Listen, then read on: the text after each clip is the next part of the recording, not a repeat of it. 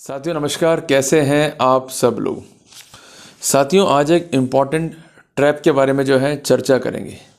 एक ऐसा ट्रैप जो किया सीबीआई ने, एक ऐसा ट्रैप जहां पर ये आरोप है कि एलआईसी पॉलिसी का मिसयूज़ करते हुए करीब करीब 82 लाख रुपए एलआईसी के गबन किए गए। अल्टीमेटली धारा 13(1)D prevention of corruption act, धारा 201, धारा 420, धारा 467, धारा 468, धारा 471 आईपीसी के तहत कार्रवाई हुई और सारे आरोपी जो है इस केस में दोष मुक्त हुए। तो साथियों पॉइंट ये है कि हम जो घबराते हैं इतना कि साहब सीबीआई ने ट्रैप कर लिया, हम लोग बच नहीं पाएंगे, फंस गए। साथियों यहाँ तो केस वेल प्रूव्ड था, डॉक्यूमेंट्री एविडेंस फाइल पर थी और ऑकुलर एविडेंस जो है सपोर्ट कर रहे थे डॉक्यूमेंट्री एविडेंस को। उसके बावजूद भी केस जो है स्टैंड नहीं करा, अल्टीमेटली केस जो है फेलियर हो गया। तो इसका मतलब जो लोग लड़ रहे हैं वो लोग जीत भी तो रहे हैं ना। तो ये कहते ना कि साहब सीबीआई ट्रैप है, अब बचना नामुमकिन है, ये अपने आप में ही गलत होगा। साथियों जब भी सीबीआई ट्रैप होता है तो वहाँ पर हमें धैर्य से काम लेना होता है, कई बातों को सोचना होता है, उस पर विचार करना होता है, उसके बाद जो है आगे बढ़ना होता है। अगर आप जल्दबाजी में आगे बढ़ेंगे तो वहाँ पर आप सफलता प्राप्त नहीं कर पाएंगे। साथियों क्या था इस केस में, इसको हम जो है सुनते चलेंगे, कंसेप्चुअली क्लियर होकर हम बात को नोट डाउन करते चलेंगे ताकि हमें कोई भी दिक्कत ना हो और हम ऐसे केसेस को इजीली जो है कॉन्टेस्ट कर सकें। साथियों जब भी मामला होगा एंटी करप्शन का तो उसके दो वे होते हैं, या तो आरोपी ने रिश्वत मांगी हो, प्राप्त की हो, या दूसरा होता है कि आरोपी ने अपने पद का दुरुपयोग किया हो या गबन किया हो और उसके साथ साथ जो है फॉर्जरी की हो। साथियों जो मामला मैं डिस्कस कर रहा हूँ जिसका फाइनल डिस्पोजल हुआ है पटना हाई कोर्ट से, मामला बिहार का है। जजमेंट का नाम है पवन कुमार बनाम union of India through CBI. Judgement जो है प्रोनाउंस हुआ है 18 फरवरी 2024 को। साथियों एलआईसी में सीनियर डिविजनल मैनेजर पहुंचते हैं सीबीआई के पास में कि सर हमारे डिपार्टमेंट में जो है एलआईसी पॉलिसी के अगेंस्ट जो है लोन क्रिएट हुआ और ये लोन जो है डाइवर्ट हुआ और फाइनली जो है कुछ लोगों ने मिला भक्ति करके इस लोन को जो है हड़प कर लिया। साथियों सीक्वेंस जो है ये स्पेसिफिक किया गया और ये बताया गया कि किस तरह से ये वर्कआउट जो है किया गया।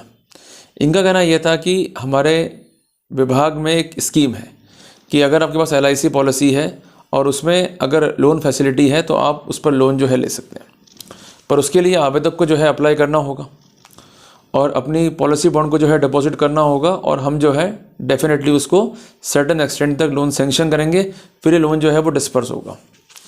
यहाँ पर उनका कहना यह था कि कुछ ऐसे फैक्ट्स हमारी जानकारी में आए कि जो कंसेंट पॉलिसी होल्डर थे उन्होंने लोन के लिए अप्लाई तक नहीं करा, पर उनके कंसेंट बॉन्ड पर लोन के लिए जो है आवेदन आया, ऐसा दिखाया गया और उस लोन को जो है सैंक्शन कराया गया और उस लोन अमाउंट को जो है मिसयूज़ किया गया और अल्टीमेटली एलआईसी का पैसा जो है गबन किया गया। और सबसे हैरानी की बात थी कि एलआईसी के पास से इंटरेस्ट फंड जो कि एलआईसी की फंक्शनिंग में काम आता है उस तक को जो है डेबिट किया गया। तो एक ऑर्गेनाइज क्राइम था और उसमें कई लोग जो है इन्वॉल्व थे और सबसे गंभीर जो आरोप था वो था कंसर्न असिस्टेंट मैनेजर एलआईसी पे मिस्टर पवन कुमार पे, जिस कारण इनके व अन्य 6 साथी जो इनके हैं एफआईआर दर्ज हुई और इसके साथ साथ अल्ताफ आलम है एलआईसी एजेंट, उनका भी रोल जो है इस केस में प्रमुख बताया गया। साथियों सीक्वेंस क्या था कि जो ये कंसर्न ऑफिशियल हैं और जो कंसर्न एजेंट हैं इनकी मिला भगती थी। जब भी कोई पॉलिसी होती है तो हम सब जानते हैं कि यूजुअली लोग जो है अवॉइड करते हैं एलआईसी के ऑफिस में आने से। ये लोग जो है संपर्क करते हैं एजेंट से, तो एजेंट जो है इनके घर पे आ जाते हैं, क्लियर है। उसके बाद जो नेसेसरी फॉर्मेलिटीज है उसको पूरा करते हैं, फिर पॉलिसी मिलने तक इनका सारा सपोर्ट जो है वो एजेंट ही करते हैं। तो पॉलिसी क्या है, उसके नेचर क्या है, इसकी जानकारी जो है वो एजेंट को होती है। तो इनका आरोप ये था कि एजेंट के पास पूरा का पूरा प्रूफ था कि क्या क्या पॉलिसी जो है वो इशू हुई है और इस कंसर्न पॉलिसी को बनाया गया यहाँ पर बेस।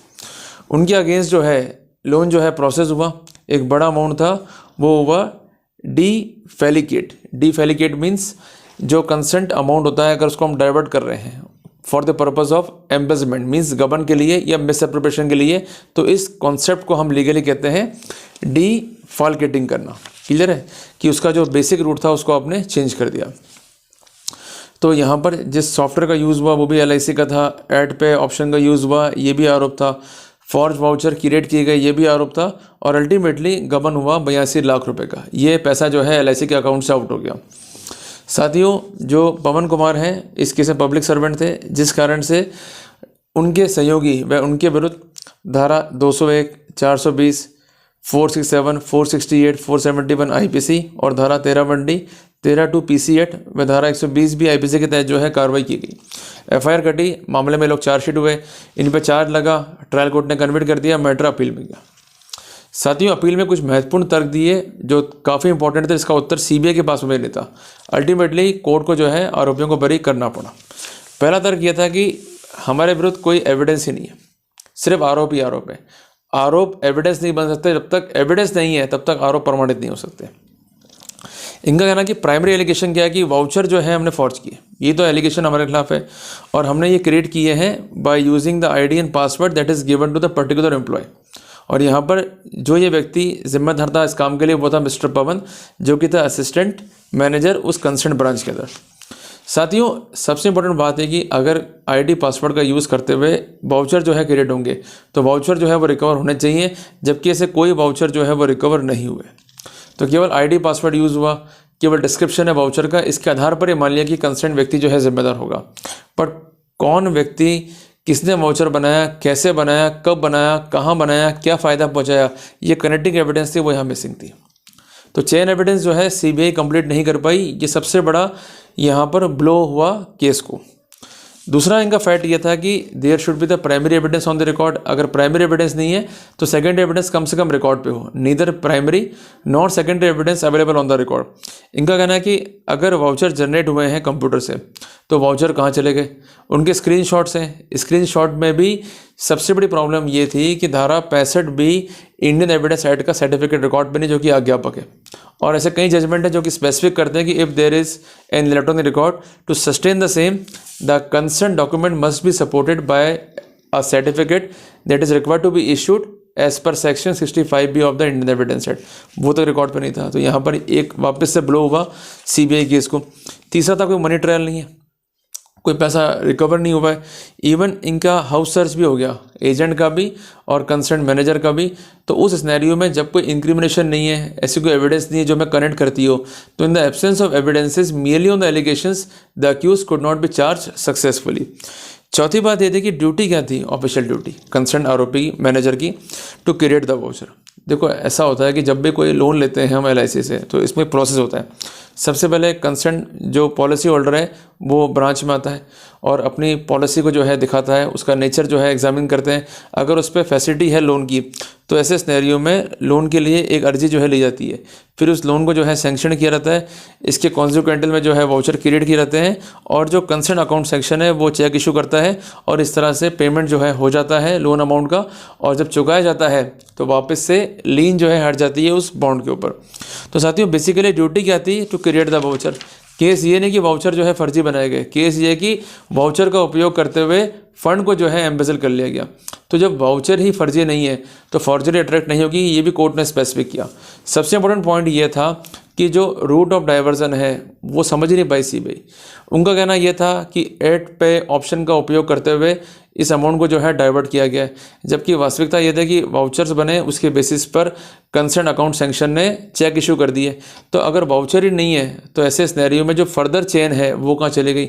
और अगर चेक गलत इशू कर दिए कंसर्न हायर अथॉरिटी ने तो वो आरोपी क्यों नहीं है, जिनके खातों में चेक गए वो आरोपी क्यों नहीं है। जब चेन एविडेंस ही मिसिंग है तो ऐसे सिनेरियो में कुछ व्यक्तियों को चुनकर उन्हें आरोपी जो है बनाना और उनको जो है टारगेट करना अपने आप में ही आर्बिट्री एक्शन सीबीआई का दिखाई देता है। सबसे इम्पोर्टेंट बात कि जो भी प्राइमरी एविडेंस है वो रिकॉर्ड पे नहीं है, जो पेमेंट्स है वो एलआईसी पॉलिसी होल्डर को हुआ है वो तक मुलजिम नहीं है। अगर पैसा गलत गया होता तो निश्चित तौर पर ऑडिट होती, उन पैसों की जो है रिकवरी होती, वो भी कोई एक्शन नहीं लिया गया। तो सब्सटेंसिव प्रूफ अगर रिकॉर्ड पे नहीं है तो merely on the allegations the concerned accused can not be prosecuted even convicted, ये कंसर्न्ड कहना था आरोपी पक्ष का और उस पर कोर्ट ने जो है मंथन किया। तो कोर्ट ने सारे फैक्ट्स और सर्कमस्टेंसेस को देखा। कोर्ट ने कहा कि यहाँ पर एफआईआर जो है डायरेक्ट नहीं है। सबसे पहले कमेटी बनी, उस कमेटी ने सारे फैक्ट्स को एग्जामिन करा, इन्हें गिल्टी होल्ड करा, उसके बाद ये मैटर रिपोर्ट करा सीबीआई को, सीबीआई ने एफआईआर काट दी, उसके बाद उनको चार्जशीट कर दिया। बट प्राइमरी की इज़ दैट सैंक्शन अथॉरिटी ने यहाँ पर माइंड ही अप्लाई नहीं करा। सैंक्शन अथॉरिटी की ये ड्यूटी थी कि जो भी डॉक्यूमेंट यहाँ पर डिपोज हो रहे हैं वो डॉक्यूमेंट क्या है। और सबसे इंपॉर्टेंट बात किस आधार पर जो है हम सैंक्शन जारी कर रहे हैं, उसका बेसिस क्या, nothing had been discussed in the sanction order. And apart from that voucher recovered नहीं है। डिस्क्रिप्शन अगर वाउचर पे है तो वो अपने आप पर्याप्त नहीं है टू कंक्लूड दैट कि ये वाउचर जो है फर्जी बने और इन्हीं के बेसिस पर जो है अमाउंट डिस्पर्स हुआ। जब कोई फिजिकल वाउचर नहीं है और जो एलिस स्क्रीनशॉट है वो सपोर्टेड नहीं है by 65B of Indian evidence and certificate, तो ऐसे सिनेरियो में महत्वपूर्ण बिंदुओं का उत्तर ना देना ये इंडिकेट करता है कि सीबीआई की अप्रोच जो है वो कैजुअल है। तो कोर्ट ने फैक्ट्स को, सर्कमस्टेंस को देखते हुए कंसर्न आरोपीगण को जो है बरी कर दिया। तो साथियों, यहाँ पर हम वापस से एक बात को हाईलाइट करना चाहते हैं कि मेन सीक्वेंस क्या था कि कंसर्न जो है पॉलिसी है उसके अगेंस्ट जो है लोन उठा और वो लोन का अमाउंट जो है वो कभी अप्लाई हुआ ही नहीं था, क्लियर है। उसके बावजूद भी ये अमाउंट जो है डाइवर्ट हो गया। बट पॉइंट इज़ दैट कि जिन व्यक्तियों के खातों में लोन का पैसा गया है वो खुद भी LIC के पॉलिसी होल्डर हैं। अगर वो गलत लोन चला गया तो वो रिकवरी हो सकता है, पर ऐसा भी कोई स्टेप नहीं है, कोई ऑडिट नहीं है। ये प्राइमरी अटैक थे। इवन ओरिजिनल वाउचर जो है रिकवर नहीं है। तो बेसिस ऑफ क्राइम को जो है उन्होंने हिट कर दिया, चेन एविडेंस को हिट कर दिया, आरोपीगण ने अल्टीमेटली उनको एक्विटल मिल गया। तो साथियों, जब भी CBI ट्रैप हो तो हमें घबराने की ज़रूरत नहीं है। हमें सिर्फ 5 बिंदुओं को दिमाग में रखना है जैसा इन आरोपीगण ने करा, ताकि हम एक झूठे केस को जो है क्रैक कर सकें। सबसे पहली बात, आप FIR को पूरा पढ़ें, ठीक है जी। चार्जशीट को पूरा पढ़ें और चार्जशीट में आपका रोल क्या रहा है, क्या रोल असाइन हुआ है, उसको जो है आप मार्क कर लें। नंबर 2, उसके समर्थन में सब्सटेंसिव एविडेंस क्या है विद इफेक्टिव कोरोबरेशंस। तीसरी बात है कि आपका इन्वॉल्वमेंट किस स्टेज पर है, इनिशियल पे है या लेटर ऑन आया। चौथी बात है आपका इन्वॉल्वमेंट आया कैसे, by the way of any evidence या कोई कन्फेशन नोट रिकॉर्ड पर है उससे आ गया। और पांचवी बात है कि जो भी एविडेंस फाइल पर है वो केवल एलिगेशंस हैं या उनके सपोर्ट में कोई ऐसे फैक्ट्स रिकॉर्ड पर हैं जिससे उन एलिगेशंस को सस्टेन कर सकते हैं, प्रूव कर सकते हैं। अगर ऐसा नहीं है तो हम इजीली केस को जो है कॉन्टेस्ट कर सकते हैं। तो एक एक पॉइंट को जो है हमें ध्यान में रखते हुए चलना है ताकि हमें दिक्कत ना हो। क्लियर हो गया हमको? तो साथियों, ये सिर्फ एक केस नहीं है, कुछ गाइडिंग प्रिंसिपल्स जो है रखता है हमारे लिए, जो मैंने आपको बताया। तो इसलिए नियमित रूप से अपने केस पर अभ्यास करें। घंटा तो घंटा हमको देना पड़ेगा और ये मैटर टेक्निकल है और ये मैटर जितना आप समझेंगे शांति से और जितना इस पर तैयारी करेंगे उतने ही चांसेस बढ़ जाएंगे सफलता प्राप्त करने के आपके। क्लियर है? तो भले ही सामने CBI है, no need to worry, but we have to work out on our case. Clear हो गया आपको? तो जल्दी मिलते हैं अपन फिर एक नए टॉपिक के साथ। टिल देन, जय हिंद, जय भारत।